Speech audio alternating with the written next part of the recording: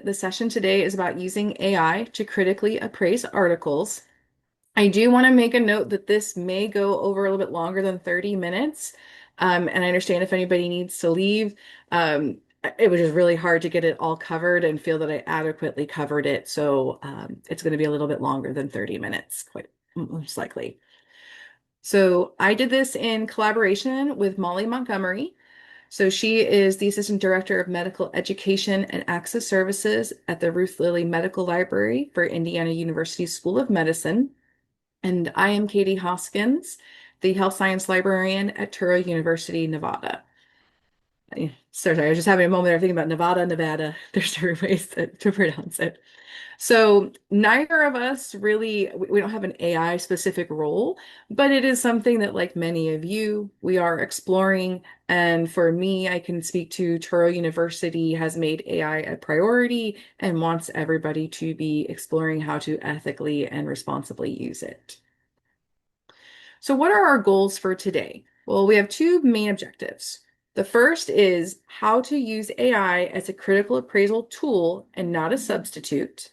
And secondly, how to set up an AI agent for critical appraisal. And before we dive in, I just wanted to have a couple little notes.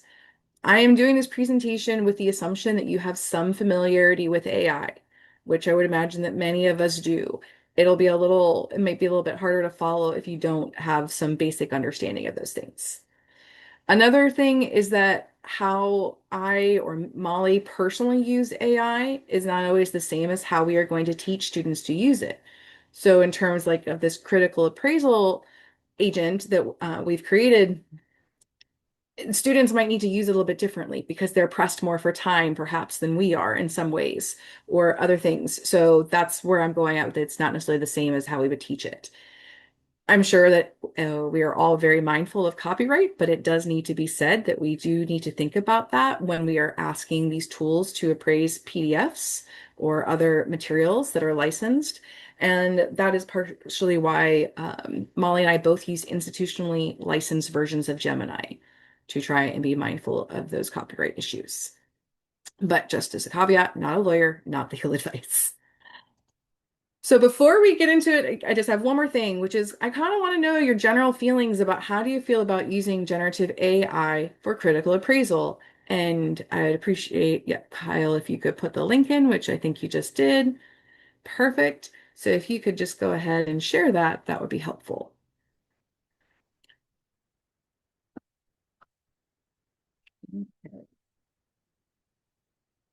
So at the moment, definitely leaning towards kind of in the middle, somewhat a little bit, not too sure, but definitely, all over the board. Okay. Thank you. That is helpful to know kind of what people's feelings are about that. Curious to see how to do it. Optimistic, skepticism. Those are good qualities, right? We're not totally closed-minded to it. We're still open to the possibilities. All right. So did I skip one? Trying to remember. No. Okay. That is the slide I wanted to be on. All right. So let's get started about when we think about using this as a tool for critical appraisal and not a substitute. One of the biggest things with AI, right, is that it's not usually trained to say, I don't know. These tools were created, they were designed to keep conversations going. So if you type something in, they will do an output, they will give you a response.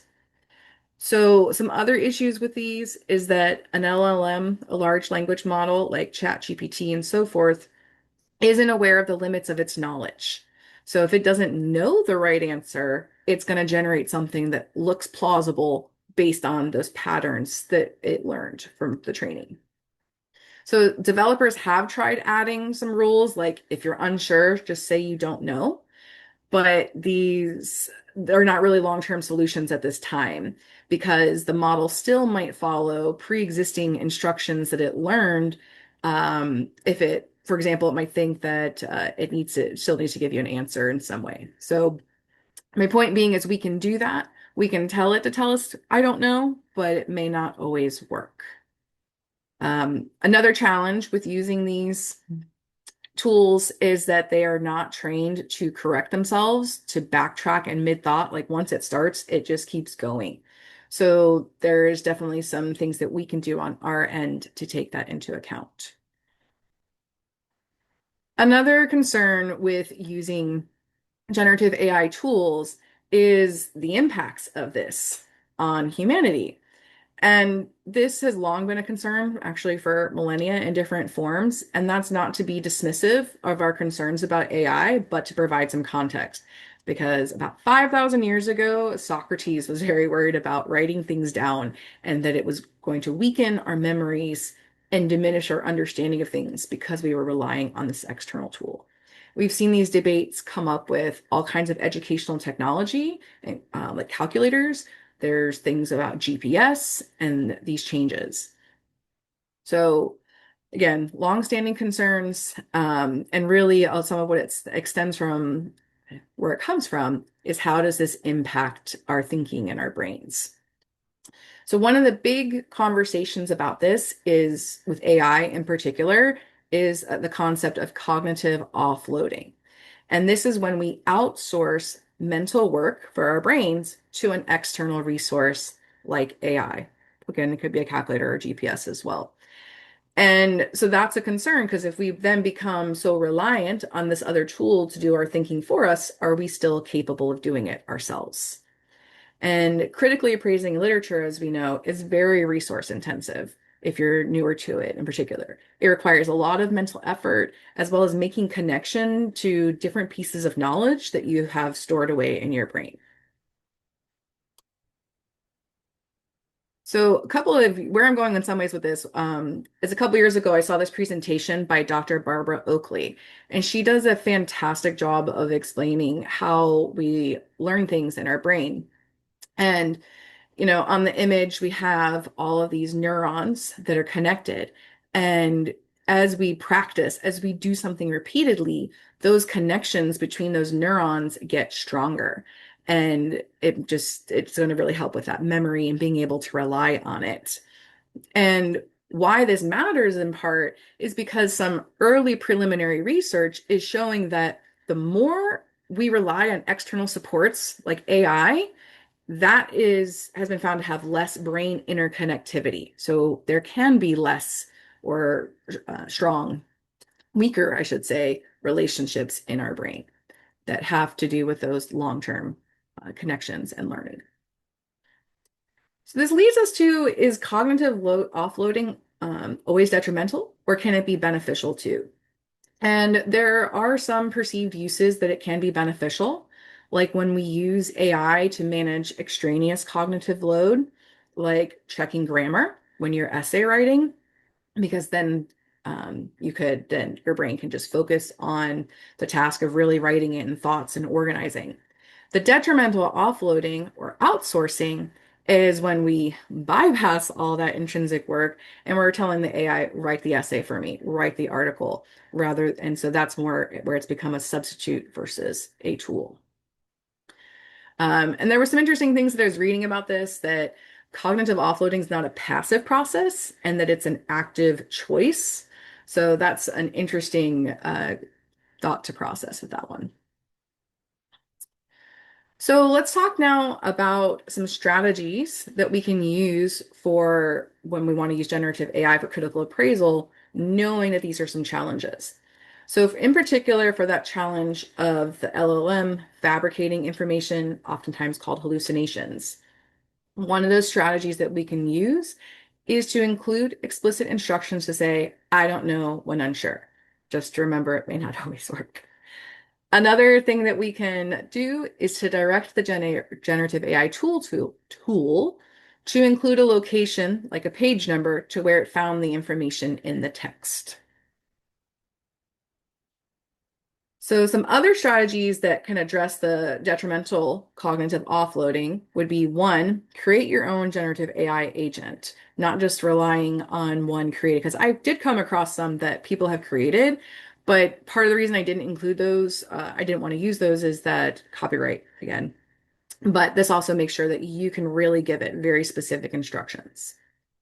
The next thing would be to thoroughly read the article on your own before turning to generative AI. We are human. It is just human nature that we can be influenced by others, and especially sometimes there's this thought that maybe this machine that has, or this program, this technology that has access to all this information is better able to understand this than I am.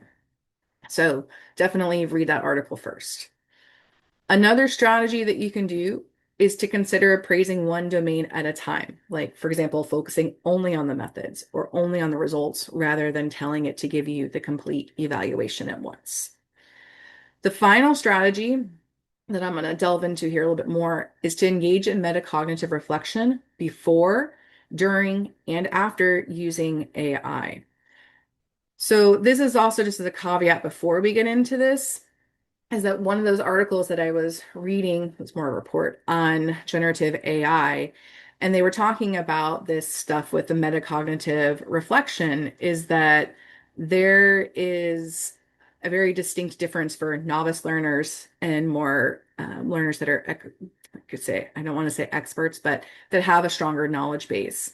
Because just like a lot of other areas where there are inequities, students that don't already, or learners that don't already have high levels of knowledge, domain knowledge, and strong metacognitive skills are more likely to engage in the detrimental offloading.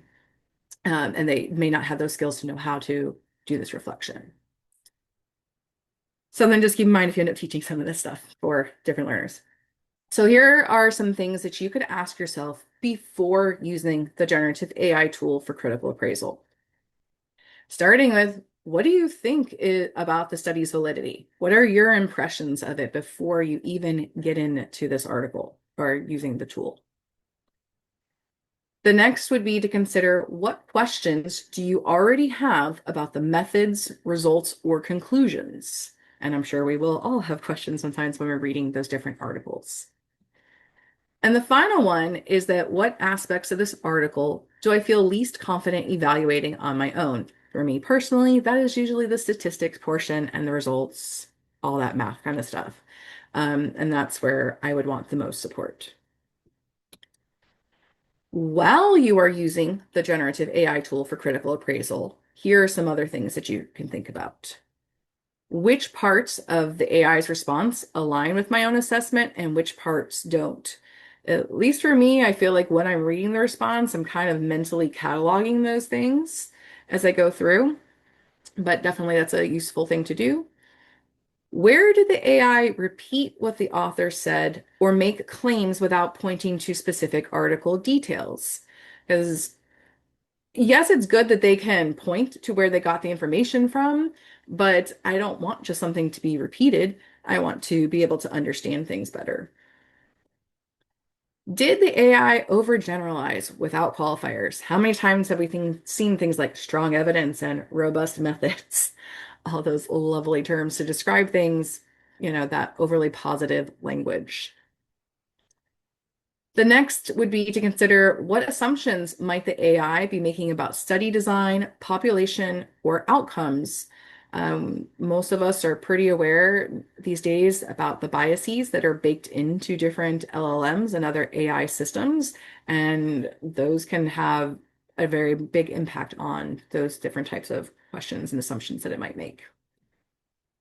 And finally, if we remove the AI's confident language, does the appraisal still hold up what it says? Like if it's talking about strong evidence or robust methods. The final piece that I want to talk about with metacognitive reflection is after using generative AI for critical appraisal. So starting with, did the AI help me notice issues I genuinely missed or increase my understanding of methodological or statistical concepts? And it's okay if it doesn't necessarily catch something you missed, but hopefully it can help with your understanding of certain concepts that might be in there. What would I change or challenge in the AI's appraisal? And I think that we could probably all find something if we are familiar with an article. And I'm going to show you an example in a minute and where there were things in there that I would change or challenge. How might this use of generative AI affect my ability to independently appraise a similar article next time?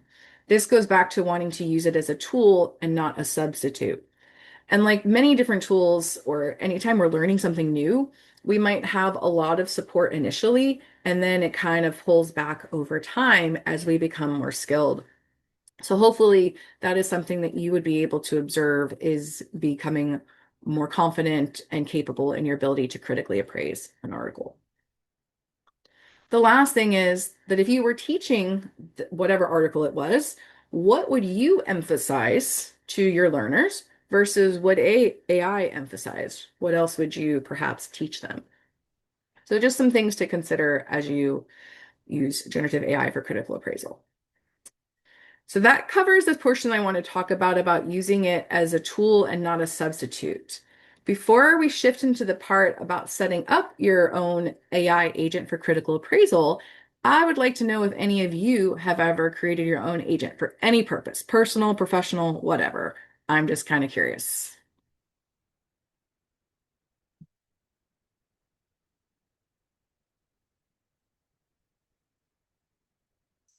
Okay, so the majority is a no.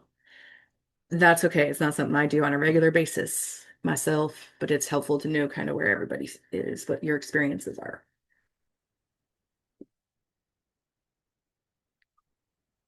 Okay, so yes, definitely the vast majority have not. So let's then explore that a little bit and what this would look like for the purposes of critical appraisal.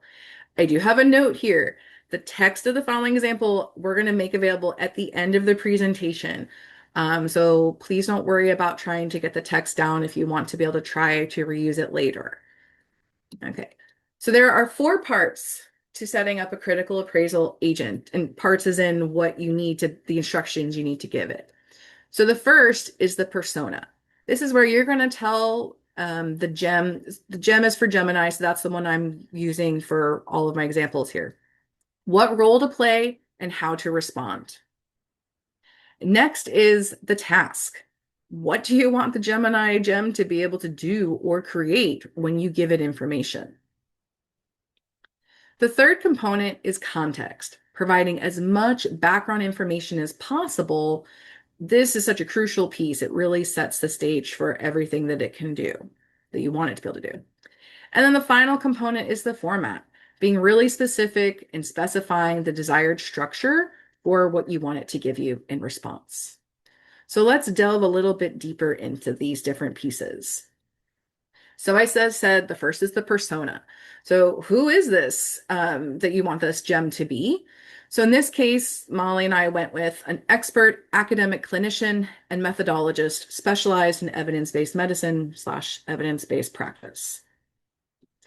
The next big part of that is the tone and the voice.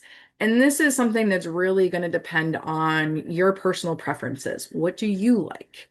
What do you prefer? And this is also a place where just in general, developing these instructions, you can use the AI tool to help you develop the instructions. So for some of this was Molly, some of this, the changes, what I'm showing here is at least some of what is mine. So scholarly yet sharp. I want this to be skeptical but fair, which aligns with how I try to approach articles. I like the part about being witty. I want some humor. This stuff can be very dry and dull. That being said, sometimes it gets to be too much, but it's a little bit of levity as I'm going through these things. And then the final piece is, zero patience for p-hacking or missing citations. Just like, come on. So that's one of the things that I have in there for the tone of the voice. The third component for the persona is the interaction style. So this is where we're saying get started with that operational workflow unless otherwise directed. And if we don't provide enough information, ask for what you need to be able to use.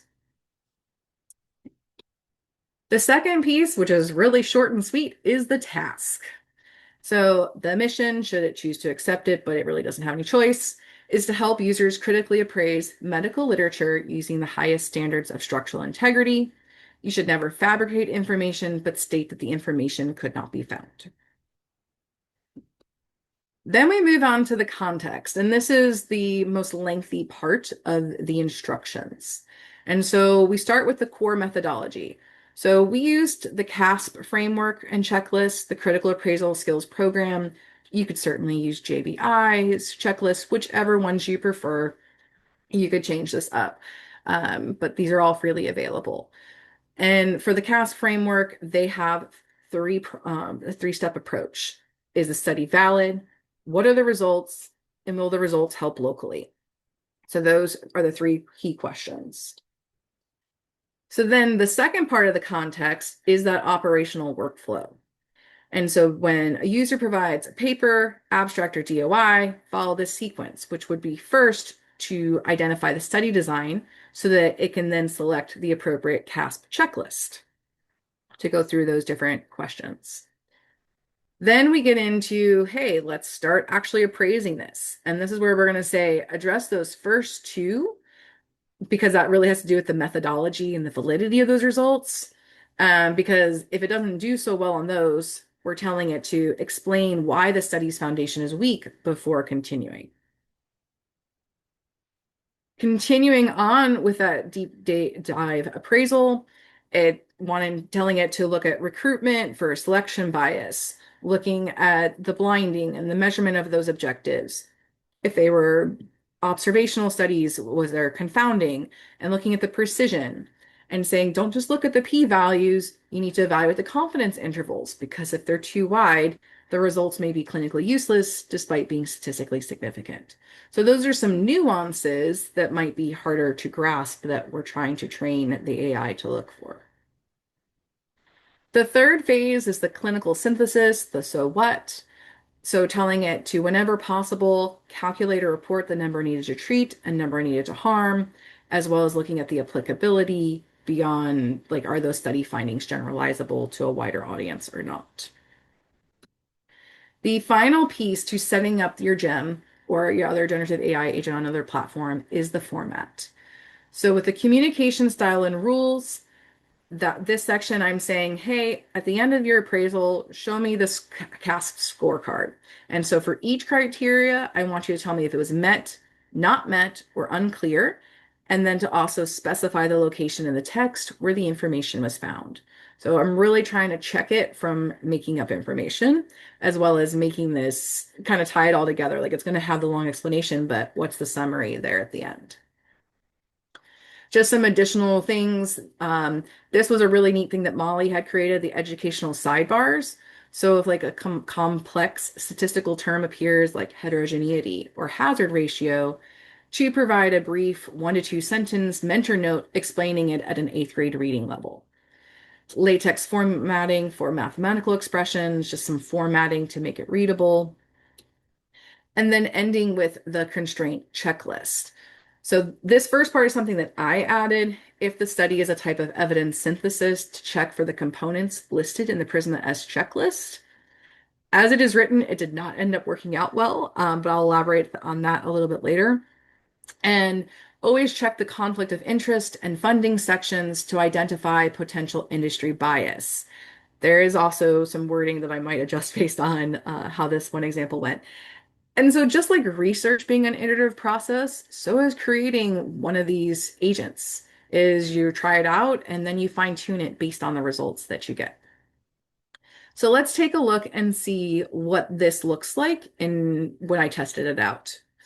I tested this out using an article that myself and my colleague, Dr. Shirley Koshy at Touro University, Nevada, presented on for Journal Club. And it was the one that was cited a lot in the news about acetaminophen/Tylenol causing autism. So we really wanted to break down this article. So since I was already familiar with it, that's why I chose it to test in this. So Gemini offers 3 modes: fast, to answer questions quickly; thinking, to solve complex problems; and then pro, which they say is for advanced math and code. I chose the thinking mode because I want accuracy over speed, and I didn't feel that there was a need to use the pro version. And you can see in my screenshot that there's a little drop-down caret to show the thinking that it had. So the other thing that I did is I uploaded the PDF to it. This article is open access, but I just still did that anyways. The other thing is I intentionally kept my prompt very brief and vague because I wanted to see how well would it follow the instructions. So I told it, I've read it, formulated my own critique, but I want your analysis to make sure I didn't miss anything. So let's see what it did. So the very first part is the study classification. So it did correctly identify that this used navigation guide methodology, which when I read the article is very new to me. It's a version of a systematic review that's done for environmental health. So that would be accurate to say it's a systematic review and to use the systematic review checklist. This is what they gave me for the Prisma S check. So they said that the authors provided a Prisma flowchart. And the reason that I wasn't happy with that is because there's probably 20, 30 some odd components on that checklist. So this is where, as a librarian, if I'm using this for myself, it's fine. It's no big deal because I'm confident in my ability to do that fairly well, to be able to critique that part of the paper. But if this were a gem that I wanted to give instructions to the students to be able to reuse, I would be tweaking this a lot because I don't think that a lot of people necessarily have all the expertise to effectively appraise an article for the searching part. And as we know, if you don't have a really good search or any type of methodology to back it up, your results aren't as valid. So the next part of the critical appraisal and testing this out was the two big screening questions, right? Does it address a clearly focused question? And yes, the authors did. They were looking at the association between prenatal use of acetaminophen and then children developing neurodevelopmental disorders like ADHD and autism spectrum disorder. Then it looked of, hey, did they look for the right type of papers? Yes. They were looking at original observational studies, cohort and case control, which is the study design often used for these types of questions. And then it gave me a little mentor note to explain the PECO framework. So now we've kind of looked at the basic parts of the methodology. Now we're hunting a little bit deeper. So the gem somewhat correctly identified some of these basic details because there was actually, it did catch in the thinking portion. The authors reported two different numbers for the number of studies. It talks about the databases that they searched and the dates, but it's really missing some of the finer details. For example, like these searches were done on different days in February, like over a period of time. Um, some of those details about the articles. Da, da, da, da. And then for this, they were looking at, the honest admission. And that's where I turned to my colleague, Dr. Koshi, who's really well versed in statistics. And she said that while this was an honest admission on the author's part, the authors never showed the failed meta-analysis. So that's just a little piece to this that she, as a human, was able to bring to the evaluation that was missed by the AI tool. The next part is because these were largely observational studies, is looking for confounding. So the authors, did here, what did I say? Did it really cause it? They noted, and the AI is saying here, quote unquote, found minimal influence. However, well, this was a good phrase to flag. It's also important to note the authors never elaborated or used numbers to really explain it. So just again, a little bit more of a surface level detail on its part. They did make a good observation about the author's comments on sibling studies and trying to explain away these things. Reading the article, the authors actually did a lot to really cast aspersions on the use of sibling studies for this types of questions. Um, and then they end up with just a mentor note about confounding by indication. So the precision and magnitude, there was a good amount of detail here for noting the results. It includes the confidence intervals, which is nice. That's something we told it to do. The other phase 3 part here is the so what. So the number needed to treat and number needed to harm is typically calculated in randomized control trials. However, it can be adjusted for observational data to control for confounding. So this is somewhat accurate. They correctly noted that some of the included studies consist of large cohorts, and note that the authors warned about the risks of untreated maternal fever. So they did catch a number of the key points, is what I'm trying to get at here. So the end piece that I told it to do was to look for the CASP scorecard. It provided the entire scorecard, but I just removed some parts to make it possible for me to put this all on one slide. So some things that Dr. Koshi and I noticed here and we discussed is for the local applicability part, they mentioned that it met this criteria because it had large, diverse national cohorts, specifically Sweden, Norway, United Kingdom, and the United States. However, and I realize this is more subjective, do you feel that that is sufficient diversity for your populations would be the question. The other thing, and this is really where Dr. Koshi had a lot to say, is the gem here felt that this really wasn't a criteria that they need to meet. They put NA for not applicable for combining the results. And they said that the authors appropriately avoided meta-analysis due to heterogeneity.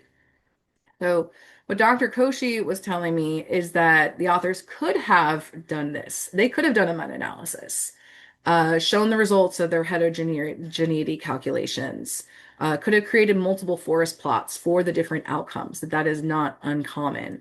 They also did other things like excluding studies they consider to be low quality when usually all studies are included in a meta-analysis regardless of their quality.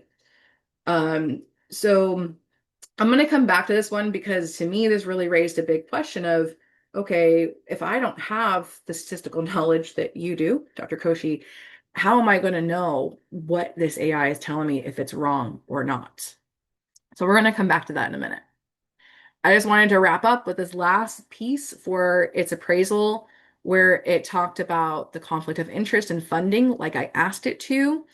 So it only looked specifically for industry funding, and it also added that high-profile authors from Harvard and UCLA are involved. I think perhaps this response might be tied to how I did the wording, because one of the things that was noted at this article as a potential, or what they said more so as perceived conflict of interest, is that one of the authors served as an expert witness for the plaintiff's legal team on this same topic of Tylenol use during pregnancy and potential link to neurodevelopmental disorders. So to me, that is something that would be worth considering, but that AI missed, and probably because of my instructions. And then the final piece is that they consider this to be a methodologically rigorous qualitative synthesis. I could not disagree more. And we don't really have the time, and it's beyond the scope of this presentation, but suffice to say, I very much disagree that this was a well done paper. So let's go back to that question of the statistics part, and if you don't have some of that knowledge to be able to really know where the AI might not be doing so well. So Dr. Koshi and I met and we were going through the gem together, and we tried out several different variations of questions.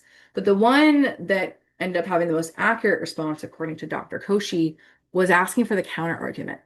And that's when I said, that's what the authors reported. What might a biostatistician argue in response to the authors? And it gave me a whole bunch of text. And in the end, it gave me this scorecard where here's this point of contention, like heterogeneity, what the authors would say, and then the biostatistician stance. And Dr. Koshi was like, yes, everything in that column about biostatistician stance is what she would say. So my point with all this is, if you're going to try this out in this way, really be good about challenging it on some of those different pieces, whether it's met, unmet, unclear, not applicable. Challenge it and ask what would be the opposite side, the opposite argument. So just in summary, we talked about some strategies that we can use so that we can be more effective users of generative AI as a critical appraisal tool instead of a substitute. We showed some components when creating a critical appraisal gem. We reviewed the good and the bad for an article appraised by the gem I created. Oh, sorry, that was the last piece. That's what we did. But then it leads into, so what now? If you want, I would recommend trying this out. Create your own critical appraisal AI agent. And we're going to put the link to the Google Doc in there that has the instructions that I modified based on what Molly had done. Test it out. So try it out. One of the, whether it's with an article you really know, Duke has this handbook if you're for teaching and leading evidence-based practice for librarians. And so they have appraised a whole bunch of different articles. I believe they used the JBI checklists. Regardless, my point is that you would then have something to check it against if you wanted to test that out. And then the final piece is as you're testing it out, challenge AI's responses. Make it do elaborate on its thinking and justify its answers. But also, perhaps most importantly, engage in metacognitive reflection. Do that thinking about AI both before, not both, but before, during, and after you have used it. So before I get into questions, I just want to wrap up one last time of how do you feel through this really quick whirlwind tour now about using generative AI for critical appraisal?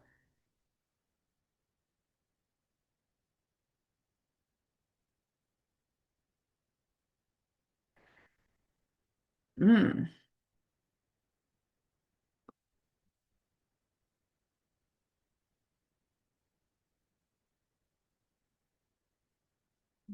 So still a fair number of the orange and the yellow and the green. So very cool to kind of see how that has or has not changed for you. Um, I'm just going to quickly say that, feel free to share some feedback. If there's something else that you'd want us to get into, like if you thought some of the cognitive offloading stuff was interesting, I'm biased. I like that stuff. I'd be happy to talk more about it. Also, the next Scholarly Snippets workshop is on Tuesday, May 5th, AI assisted medical writing and you can register for that here. But that is everything I wanted to share today. And so I will leave this time for questions, or if you feel like discussing anything related to why you feel that way about using AI for critical appraisal. Need an expert statistician partner? Absolutely. I wish everybody was so lucky to have someone. Thank you all. Yeah, does not make one more productive. It will actually take more time. Yes, it will take more time, and that's because more so using it to as learn, not so much as doing some of that work.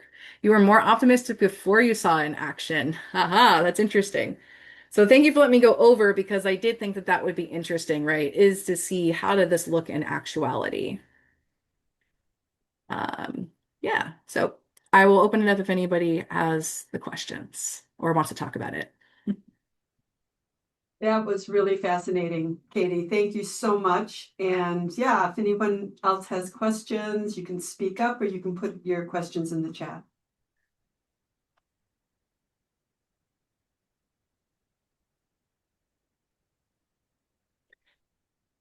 Okay, thanks.